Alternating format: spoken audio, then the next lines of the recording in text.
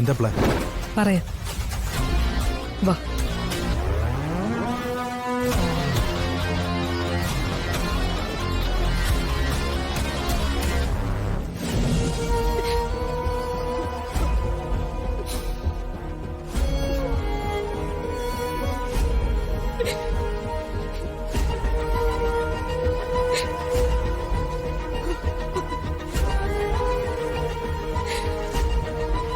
മോളെ, നീ ഇങ്ങനെ വിഷമിക്കാതെ.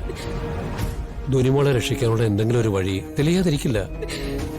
എനിക്ക് എന്റെ മോളില്ലാതെ പറ്റില്ല ചെറിയച്ച.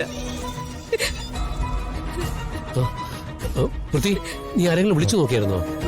വിളിച്ചു, പക്ഷെ മേനോനെ കുറിച്ച് ആർക്കും ഒന്നും അറിയില്ല.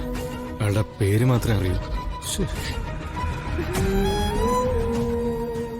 ചേച്ചി,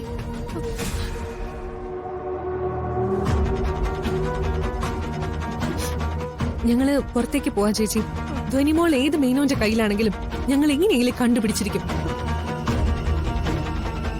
അയാളുടെ കാല് പിടിച്ചിട്ടാണെങ്കിലും മോളെ ഞങ്ങൾ തിരിച്ചു കൊണ്ടുവരും.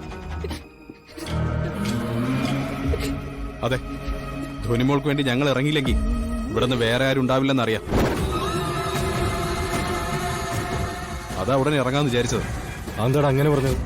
മോളെ കാണാതെ പോയതിനെ കുറിച്ച് അറിഞ്ഞിട്ട് ഇവിടുന്ന് ആരും തേടിപ്പോയി കണ്ടുപിടിക്കാൻ ശ്രമിക്കുന്നതായിട്ട് തോന്നിയില്ല. ഈ സിറ്റിയിൽ മുഴുവൻ ബന്ധങ്ങളുള്ള ആളല്ലേ നീ. നീ എന്താ പോയി കണ്ടുപിടിക്കാത്ത? മേനോൻ ആരാണെന്ന് നിനക്കറിയോ? ഇവിടത്തെ എല്ലാ ഇല്ലീഗൽ ആക്ടിവിറ്റീസും നിയന്ത്രിക്കുന്നത് അങ്ങേരാ. ആര് പോയി തേടിയാലും ഒരു ചുക്കും അറിയാൻ പോണില്ല. ഒരു കാര്യം ശ്രമിച്ചു നോക്കാതെ ഒരിക്കലും സാധിക്കില്ല എന്ന് പറഞ്ഞ് വീടിനകത്തിരിക്കാൻ ആർക്ക് സാധിക്കും? ഇനി അതല്ല, പേടി കാരണമോ അല്ലെങ്കിൽ കുഞ്ഞിനെ കിട്ടിയില്ലെങ്കിൽ കുഴപ്പമില്ല എന്നുള്ള തോന്നലുണ്ടെങ്കിൽ ഇവിടെ തന്നെ ഇരിക്കാം.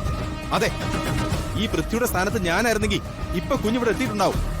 വെറുതെ മീശയും താടി വെച്ചെടുത്തിട്ട് കാര്യമില്ല. ആണായാൽ കുറച്ചൊക്കെ ധൈര്യം വേണം. വേണ്ട, വെറുതെ ആവശ്യമില്ലാത്ത ടോക്കൊന്നും വേണ്ട. എനിക്കറിയാം എന്താ ചെയ്യേണ്ടത്. എന്നിട്ട് എന്താ ചെയ്യാത്ത? നീ ആരുടെ ഇതിലേക്ക് ഇടവാൻ?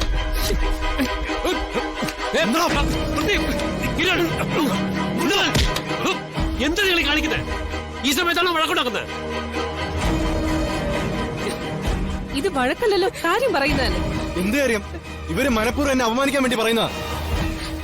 ഞങ്ങൾ എന്തിന് പൃഥ്വിയെ അപമാനിക്കണം? ധ്വനി മോളെ കണ്ടെത്താൻ പൃഥ്വി ഒന്നും ചെയ്യുന്നില്ലെന്നല്ലേ പറഞ്ഞുള്ളൂ. അത് അപമാനമായി തോന്നിയെങ്കിൽ ക്ഷമിക്കൂ. സോറി, ഞങ്ങളുടെ സങ്കടം കൊണ്ട് അറിയാതെ പറഞ്ഞു പോയതാ.